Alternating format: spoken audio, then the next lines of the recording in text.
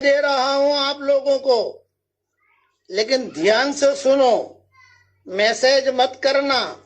اور یہ ہدیہ جو دے رہا ہوں یہ کوئی حدیث میں نہیں ہے، یہ علماء کے جو صالحین ہیں ان کے تجربوں میں سے ہے۔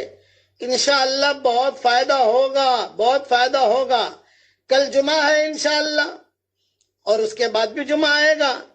بس آپ جو ہے اپنے پاس یا مجیبو کاغذ پر 101 مرتبہ لکھ کر اپنے پاس رکھ دیجئے۔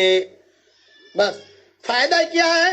جب بہت مال ملے تو مجھے پوچھنے آنا کیا فائدہ ہے۔ انشاءاللہ دعائیں اللہ تعالیٰ قبول کرے گا اور بہت کام اللہ تعالیٰ بنائے گا انشاءاللہ۔ تفصیل تو دیکھ لینا میری کتاب بکھرے موتی میں 3 جلد میں انشاءاللہ، لیکن یہ میری طرف سے آپ کو ہدیہ ہے۔ اور کل کے کل لکھنا ضروری نہیں ہے، پورا رمضان کا مہینہ پڑا ہوا ہے آپ کے پاس، کوئی دن کے تعین نہیں ہے۔ بس آپ جو ہے کل لکھو، پرسوں لکھو، ترسوں لکھو، جب بھی لکھو۔ بس صرف ایک شرط ہے کہ کالے قلم سے لکھنا، بلو سے نہیں، لال سے نہیں، ہرے سے نہیں۔ جو کالا قلم، جو قرآن شریف میں بھی کالے جو آپ دیکھتے ہو نا، یہ کالے قلم سے لکھا جاتا ہے، اس کی نوعیت الگ ہے۔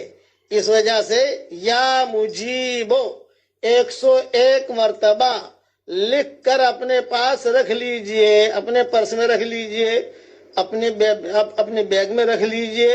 عورتیں بھی رکھ لیں، مرد بھی رکھ لیں، اور دوسرا کہ ہر قسم کا آدمی اسے لکھ سکتا ہے۔ مائیں بہنیں معذور ہیں تو بھی لکھ سکتی ہیں، کوئی حرج کی بات نہیں۔ بیٹا لکھ دے، بیٹی لکھ دے۔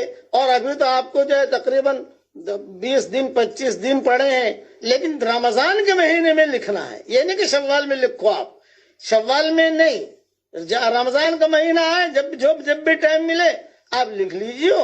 اللہ تعالیٰ اس میں انشاءاللہ بہت برکت دے گا، دعائیں بھی قبول ہوں گی انشاءاللہ، لیکن حدیثوں میں نہیں ہے، یہ خبر رکھنا۔